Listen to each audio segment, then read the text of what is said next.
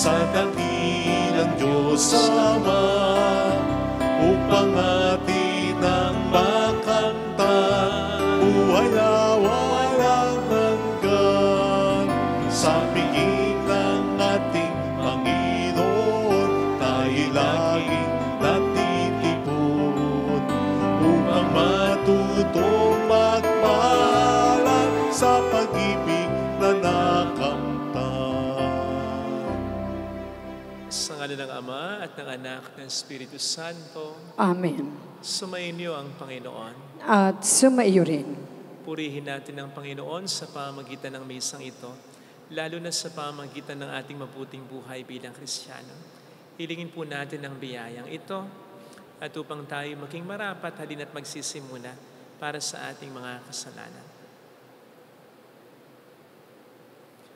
Tayo pong lahat, inaamin ko Sa makapangyarihan Diyos at sa inyo mga kapatid, na lubha ako nagkasala sa isip, sa salita at sa gawa, at sa aking pagkukulang.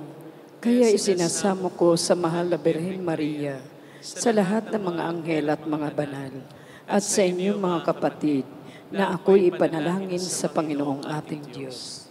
Kawaan tayo na mapagmahal na Diyos, patawarin sa ating mga sala, at patnubayan hanggang sa buhay na walang hanggan. Amen. Panginoon, kaawaan mo kami. Panginoon, kaawaan mo kami. Kristo, kaawaan mo kami. Kristo, kaawaan mo kami. Panginoon, kaawaan mo kami. Panginoon, kaawaan mo kami. Yumuko tayo, maaaring ibulong sa Panginoon ang ating intensyon.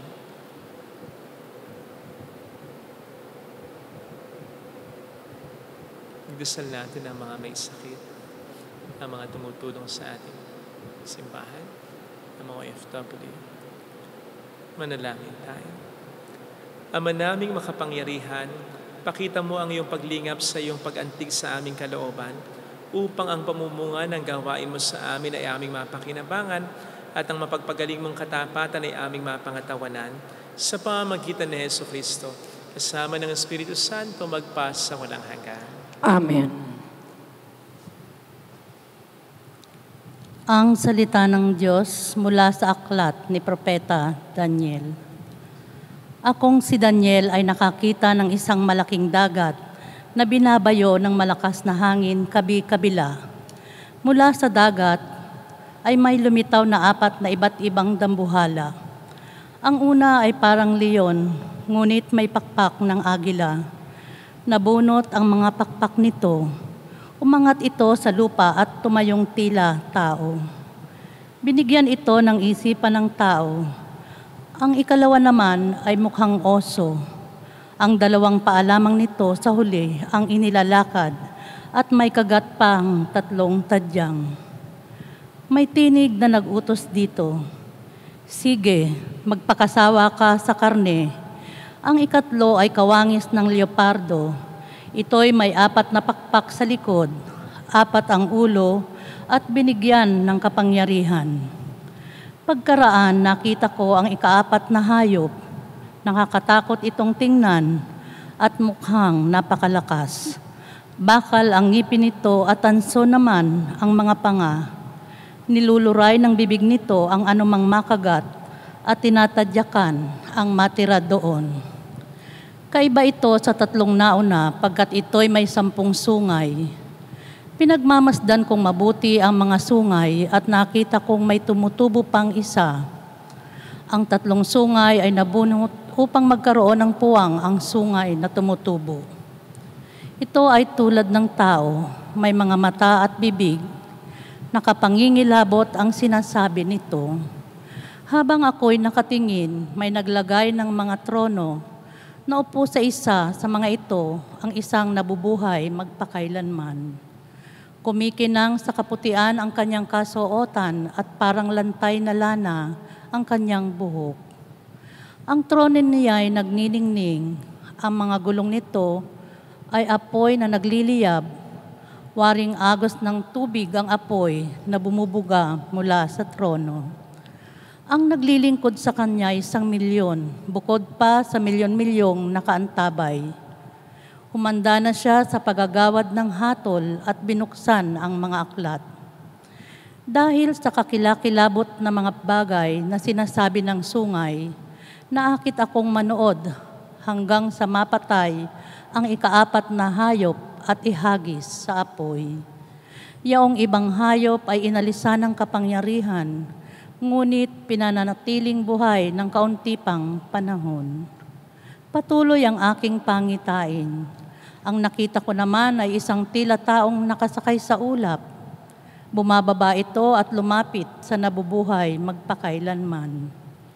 Binigyan siya ng kapamahalaan, ng karangalan at ng kaharian. Siya ay paglilingkuran ng lahat ng tao, bansa at wika. Ang pamamahala niya ay di matatapos at hindi mawawasak ang kanyang kaharian. Ang salita ng Diyos. Salamat sa Diyos. Dakilait papurihan ang puon magpakailanman. Dakilait papurihan ang puon magpakailanman. Purihin ninyo ang Panginoon, mga bundok at mga burol. Awitan siya ng papuri at dakilain magpakailanman. Dakilait papurihan ang puon magpakailanman. Purihin ninyo ang Panginoon, lahat ng tumutubo sa lupa. Awitan siya ng papuri at dakilain magpakailanman. Dakilait papurihan ang puon magpakailanman. Purihin ninyo ang Panginoon, mga bukal ng tubig. Awitan siya ng papuri at dakilain magpakailanman. Dakilait papurihan ang puon magpakailanman. Purihin ninyo ang Panginoon, mga dagat at mga ilog. Awitan siya ng papuri at dakilain magpakailanman. Dakilait papurihan ang puon magpakailanman. Purihin ninyo ang Panginoon, mga balyena at lahat ng nilikhang nasa tubig. Awitan siya ng papuri at dakilain magpakailanman. Dakilait papurihan ang puon magpakailanman. Purihin ninyo ang Panginoon, lahat ng ibon sa himpapawid. Awitan siya ng papuri at dakilain magpakailanman. Dakilait papurihan ang puon magpakailanman. Purihin ninyo ang Panginoon, mga kawan at mga maiilap na hayop. Awitan siya ng papuri at dakilain magpakailanman. Dakilait papurihan ang puon magpakailanman.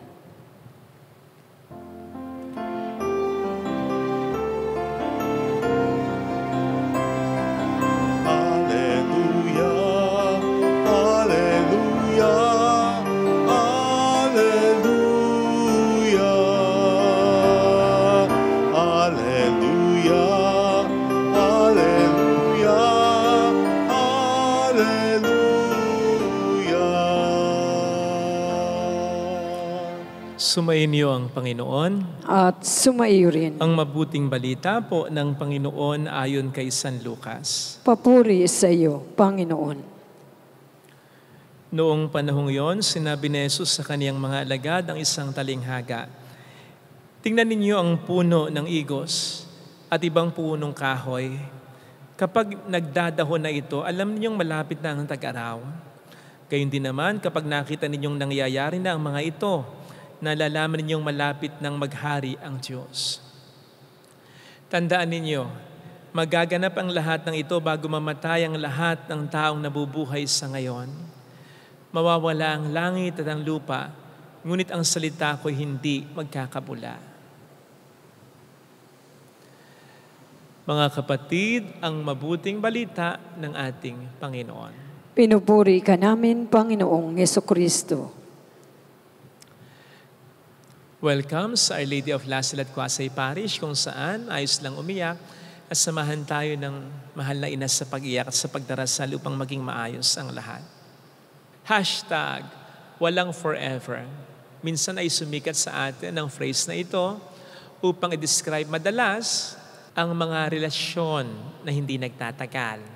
Sa palagay ko, ito ay pinauso ng mga taong biktima ng relasyon na hindi nagtagal. Yung relasyon na akala nila sa una ay forever na, pero hindi pala. At palagay ko ito rin naman ay mas pinasikat pa ng mga taong bitter lang talaga. Yung mga taong hindi nagtagal sa karelasyon nila o yung relasyon nila sa minahal nila, sa akala nila nagmamahal din sa kanila, o yung wala pang nagiging karelasyon talaga. Kahit 45, 50 na. Halimbawa, iyan. Yung nasa bus ka, tapos wala ka pang nagiging karelasyon since birth, ha? Makikita mo yan. Wala kang kukutin kahit isang butong pakwan, pero may makikita kang napaka-sweet na ganyan. Mapapa-hashtag ka talagang walang forever dahil inggit ka lang. Pati tuloy yung mga matitino, matitibay talagang relasyon na dadamay sa pagiging bitter ng iba. Anyway, okay na. Nevertheless, ang hashtag na ito, walang forever, ay alam naman po natin pare-parehong may apply natin in a much broader sense o sa pangkalahatan. Dahil wala naman talagang permanente sa mundong ito, kundi ang pagbabago. Anumang bagay, gaano man katibay, maluluma, mawawala, masisira. Walang sitwasyon na hindi nagbabago paglipas ng panahon. At kahit na yung mga napakatibay na relasyon, yung faithful talaga sa isa't isa, magtatapos din yun. Kaya nga ang sumpaan sa kasal ay for better, for worse, for richer, for poorer, till death do us part. Ibig sabihin, hanggang kamatayan o hanggang o habang nabubuhay ang minamahal o nagmamahal.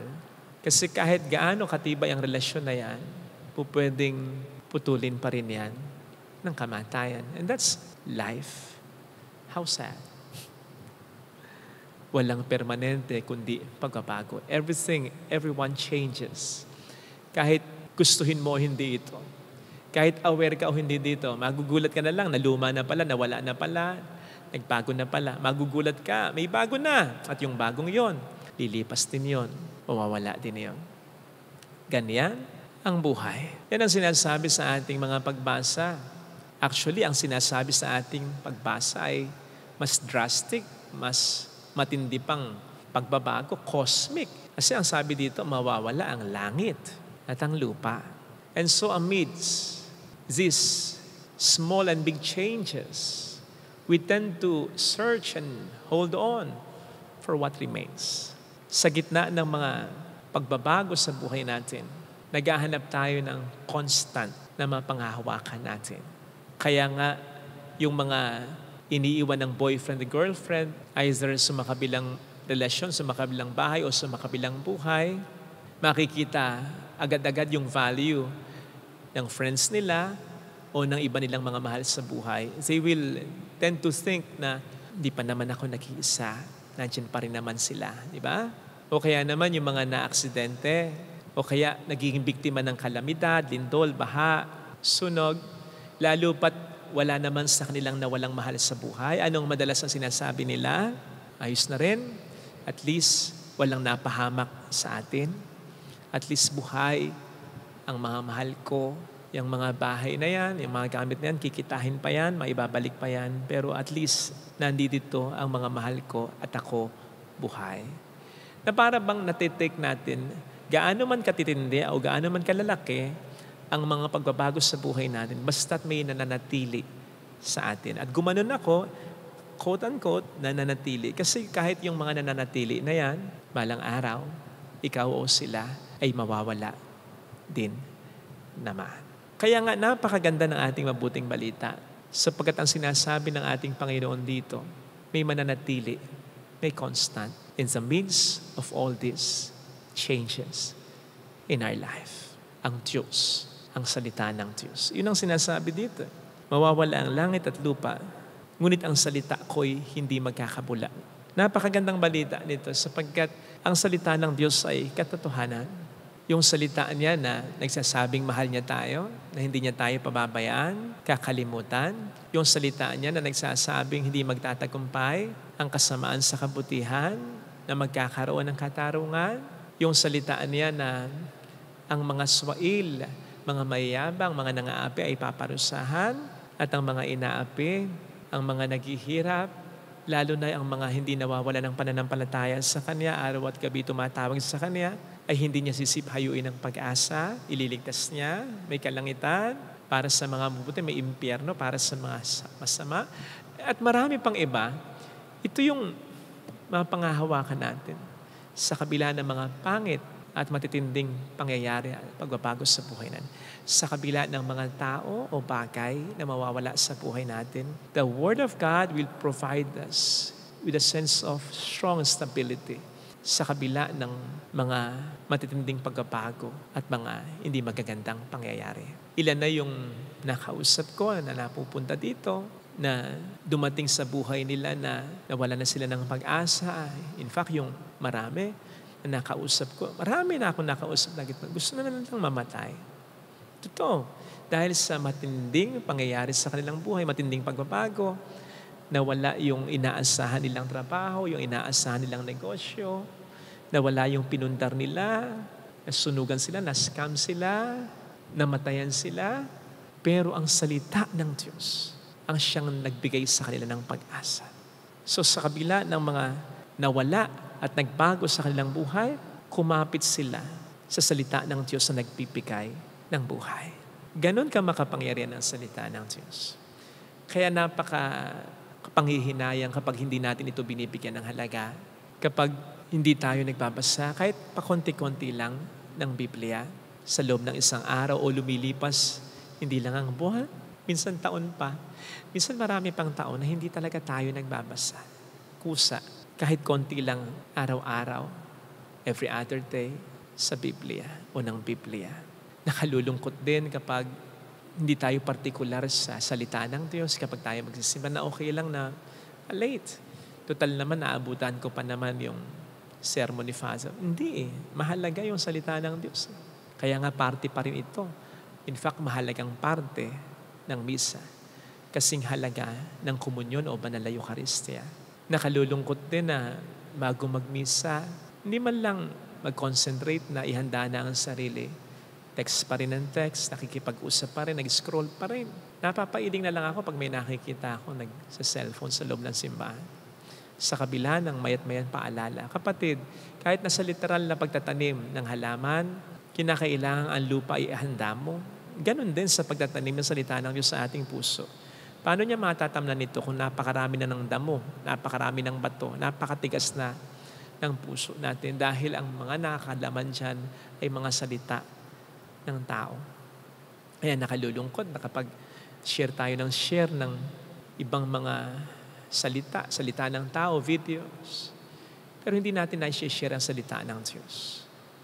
Ang pagninilay sa salita ng Diyos. Tapos magtataka tayo kung bakit napakalaki ng kaso ngayon ng depression. Gayong napakarami namang nagkalat at nagpo-proliferate na videos na nakatatawa, nakaaaliw ngayon. Precisely because ito yung mga salita ng tao. Walang halaga ito kumpara sa salita ng Diyos.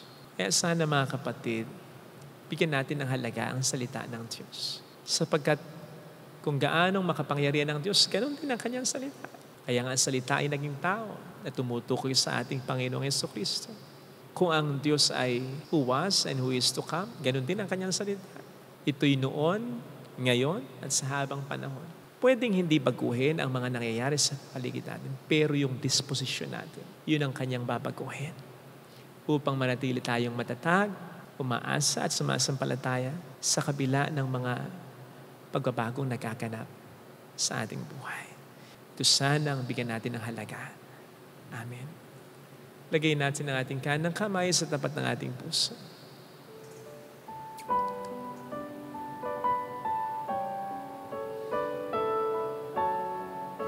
Awitin natin.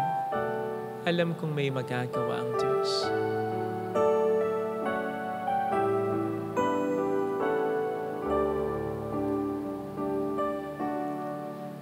Alam kong may magagawa ang Diyos.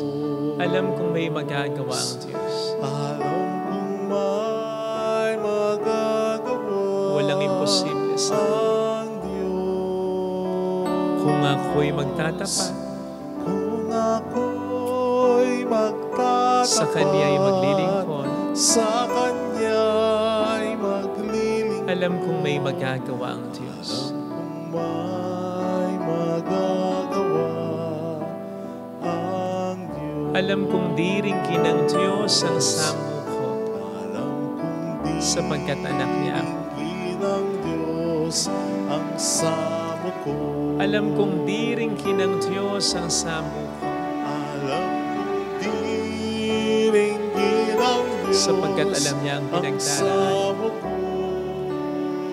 Kung ako'y magtatapat, Kung ako'y magtatapat, sa Kanya'y maglilingkod, sa Kanya'y maglilingkod. alam kong di rin kinang Diyos ang samo ko. Di rin ginang Diyos Pumikit tayo. ang samo. Panginoon, humihingi kami ng tawad dahil sa maraming mga pagkakataon nagagalit, nagtatampo, nangihinawa kami sa pagtawag sa iyo dahil iniisip namin hindi mo kami pinakikinggan, hindi mo kami sinasagot.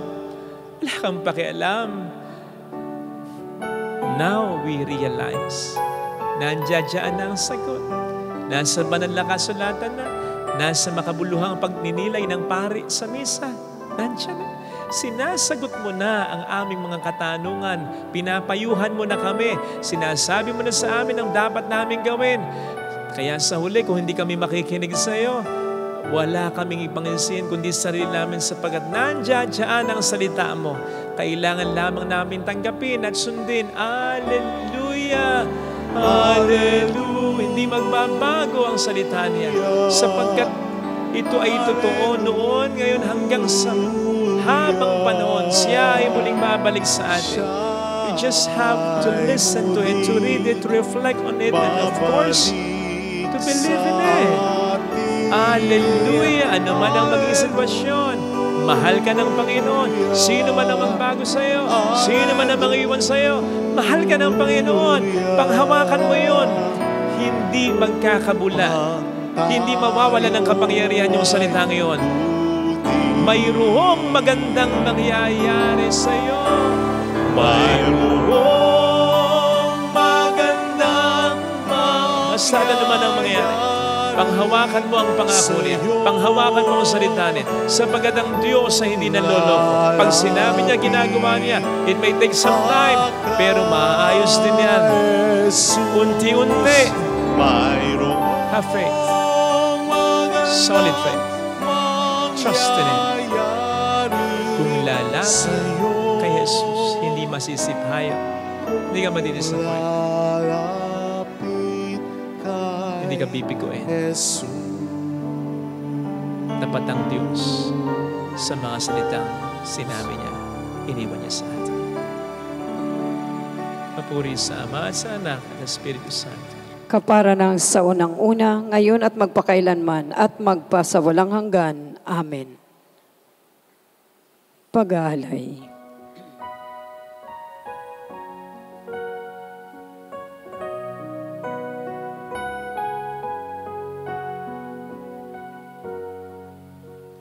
Ang aming iaalay sa iyo, Panginoon, ang bunga ng aming pinagpaguran,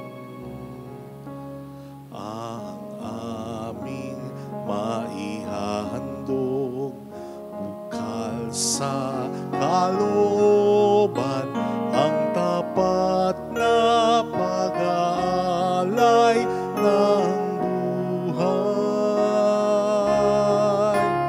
Narito, Panginoon, ang tinapay at alak ng pagkaitinumin sa gisag ng buhay. Tanggapin mo at iyong basbasan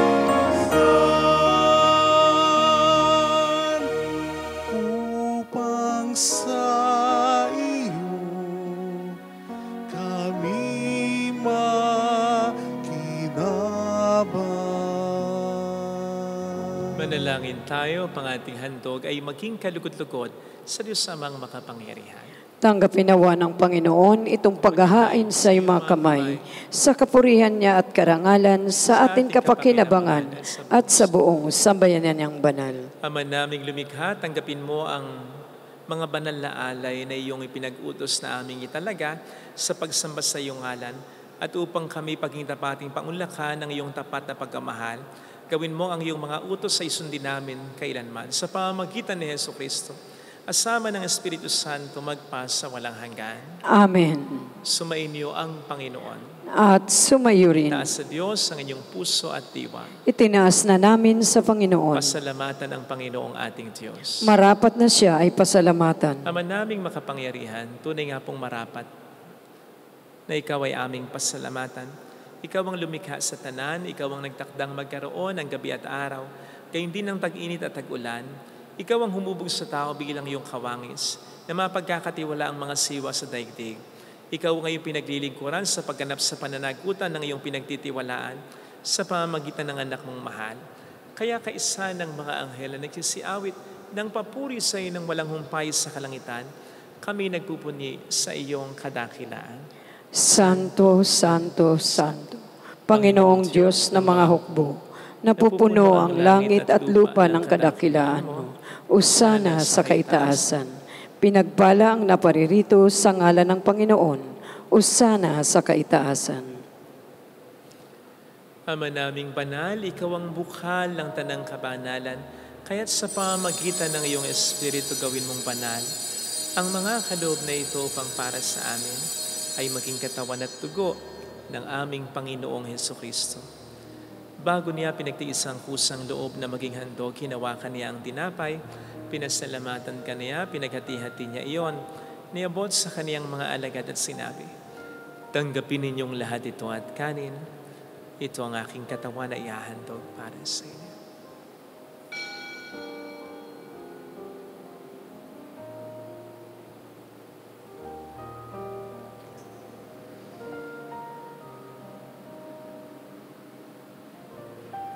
Gayon din naman ang matapos ang hapunan, hinawakan niya ang kalis, muli kaniyang pinasalamatan. Iniabot niya ang kalis sa kaniyang mga alagad at sinabi, tanggapin ninyong lahat ito at inumin. Ito ang kalis ng aking dugo, ng bago at walang hanggang tipan. Ang aking dugo na ibubuhos para sa inyo at para sa lahat. Sa ikapagpatawad ng mga kasalanan, gawin niyo ito sa pag-alala sa akin.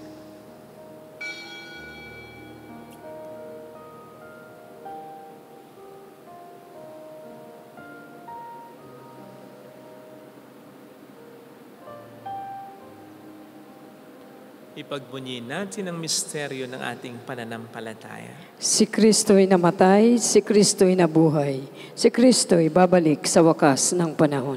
Ama, ginagawa namin ngayon ang pag-alaala sa pagkamatay at muling pagkabuhay ng iyong anak, kaya iniaalay namin sa iyong tinapay ng buhay at ang kalis ng kaligtasan. Kami nagpapasalamat dahil kami iyong minarapat na tumayo sa harap mo para maglingkod sa iyo. Sinasamo namin kami na magsasalo sa katawan at dugo ni Kristo, ay mabuklod sa pagkakaisa sa pamamagitan ng Espiritu Santo. Ama, lingapin mo ang iyong simbahang laganap sa buong daigdig, puspusin mo kami sa pag-ibig, kaisa ni Leon na aming Papa at ni Dennis na aming Obispo at ng Tanang Kaparian. Alalahanin mo mga kapatid naming nahimlay nang may pag-asang sila'y muling mabubuhay, lalo ng aming mga ipagdarasal, saglit nating alalahanin at ipagdasal ang mga mahal nating yumao. Gayon din ang mga walang nakakaalala. Kaawaan mo sila at patuloyin sa iyong kaliwanagan. Kaawaan mo at pagingtapatin kaming lahat na makasalo sa iyong buhay na walang wakas. Kaisa ang mahal na birhen ng Lasal at ang ina ng Diyos.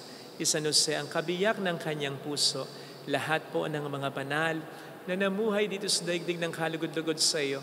Maipagdiwang naman namin ang pagpupuri sa ikararangal mo sa pamamagitan ng iyong anak na aming Panginoong Hesukristo.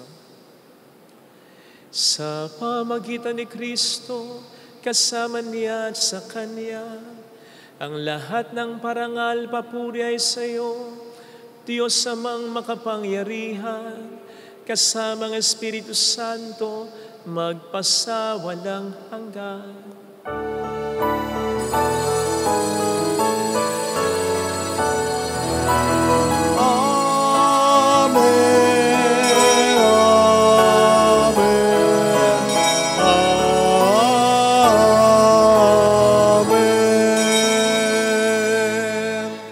Tumawag tayo sa Ama.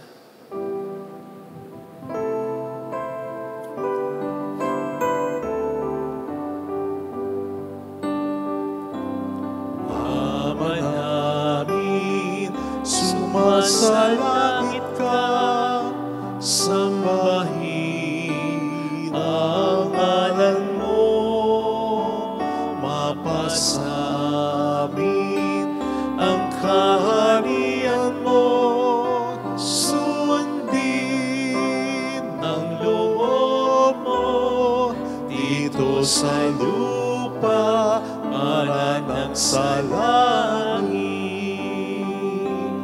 Bigyan mo kami ngayon ng aming kakanin sa araw-araw, at patawarin mo kami sa aming mga sala, para ng pagpapatawad namin sa nagkakasala sa amin, at huwag mo kaming ipahintulot sa tukso, at ihadya mo kami sa lahat ng masama. Hiling namin kami antiya sa lahat ng masama, pagkalooban ng kapayapaan araw-araw, iligtas sa kasalanan, sa kapahamakan, sa mga seryosong karamdaman. Samantalang aming pinaghahandaan ang dakilang araw ng pagpapahayag ng tagapagligtas namin si Hesus Kristo.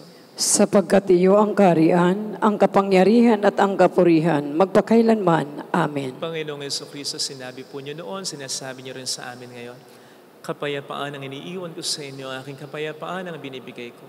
Tunghayin mong aming pananampalataya, wag ang aming pagkakasala. Pagkalooban mo kami ng kapayapaan at pagkakaisa sa iyong kalooban, kasama ang Espiritu Santo magpasa walang hanggan. Amen. Ang kapayapaan ng Panginoon ay sumainyo na bang lahat? At sumayo rin. Magbigayan tayo ng kapayapaan sa isa't isa. Kapayapaan po, peace be with you. Kordero ng Diyos na nag-aalis ng mga kasalanan ng sanlibutan, maawa ka sa amin. Kordero ng Diyos na nag-aalis ng mga kasalanan ng sanlibutan, maawa ka sa amin. Kordero ng Diyos na nag-aalis ng mga kasalanan ng sanlibutan, ipagkaloob mo sa amin ang kapayapaan.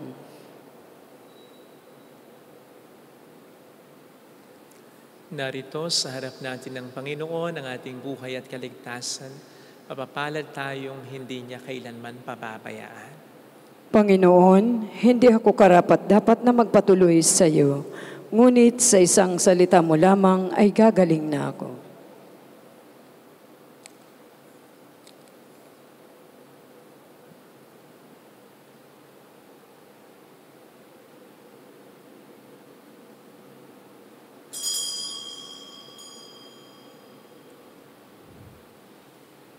Panalangin para sa espiritual na pakikinabang. Panginoong Hesus, ako ay naniniwala na ikaw ay nasa kabanal-banalang sakramento. Iniibig kita ng higit sa lahat at ninanasa kong tanggapin ka sa aking kaluluwa. Sapagkat sa mga sandaling ito, hindi kita matatanggap sa sakramento. Tumuloy ka sa espiritu sa aking puso. Niyayakap kita na parabang naririto ka na. Inaalay ko ng buong buo ang aking sarili sa iyo. Huwag mong hayaang mawalay ako sa iyo. Amen. Pag-ibig ang alok mo sa lahat.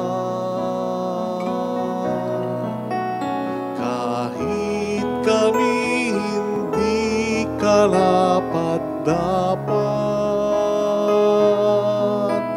tinawag mo pa rin kaming lahat. Sa iyo, Ama, kami nagkaisa, nagpupuri ngayon ang aming puso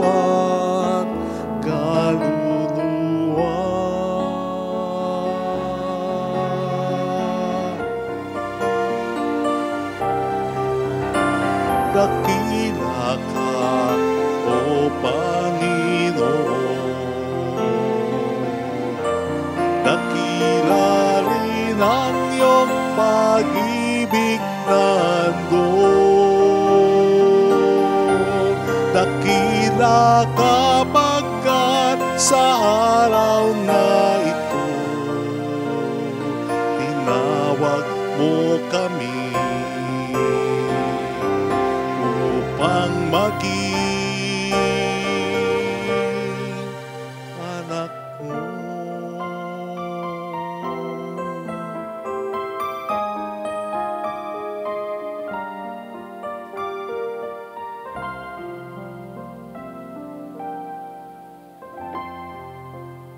Manalangin tayo. Ama naming mapagmahal, kaming pinagkakalooban mo ng pag-asalo sa iyong kagalakan ay lagi namang lumingon sa pinanggalingan nitong banal na pakikinabang upang kami huwag mawalay sa iyo na aming hantungan sa pamamagitan ni Jesucristo. Kasama ng Espiritu Santo magpasa walang hanggan. Amen. Holy God, Holy Mighty One, Holy Immortal One. Have mercy on us and on the whole world. Holy God, Holy Mighty One, Holy Immortal One. Have mercy on us and on the whole world. Holy God, Holy Mighty One, Holy Immortal One. Have mercy on us and on the whole world. Jesus, King of Mercy, We trust in you. Alalahanin o mahal na Birhen ng Lazaret, ina ng pag-asa, ikaw ang nagpapaalala sa amin magbalik loob sa Ama. Ito ang nagpapatunay na ang kagandahan loob mo'y nanatiling busilak. Sa pag-aaruga mo sa amin, tungkulin mo'y tinupad. Sa paanan ni Kristo, itinurin mo kaming mga tunay mong anak. Kaya ninais mong ni Isay huwag mapahamak. Maging sa iyong walang tigil na pananalangin, pati luhay pumatak. Huwag naman mawala ng saysay ang iyong paghihirap. Hiling nawa namin sa iyo, o aming inang liyag, na matapos ang pakikibaka namin sa mundong ito, at sa pananatili namin tapat kay Kristo, sa kapurihan mo'y makibahagi kaming ganap, upang kung nasaan ka ngayon ay maparoon din kaming lahat, at ang kaganapan ng kaluwalhatian ng Diyos Amay, tuluyang matupad siya'y nawa. Mahal na Birhen ng Lazaret, ikapagkasundo ng mga makasalanan. Ipanalangin mong walang patid, kami mga dumudulog sa iyo. Maraming pong salamat sa inyong pakikisa at sa mga tulong na binibigay po ninyo na nagiging dahilan para makatulong din tayo sa iba. Salamat po. Salamat yung mga nagpapadala po ng tulong through our GCash and bank account. Di man kayo mapasalamatan isa-isa, alam na po ng Panginoon ang mga pangalan ninyo.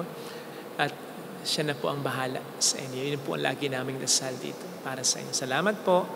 Sumayin niyo ang Panginoon. At sumayo rin. Palain kayo kasama ang ating pamilya na mapagmahal at Diyos, ng Ama at ng Anak at ng Espiritu Santo. Amen. Umayo tayo sa kapayapaan ni Kristo. Salamat sa Diyos.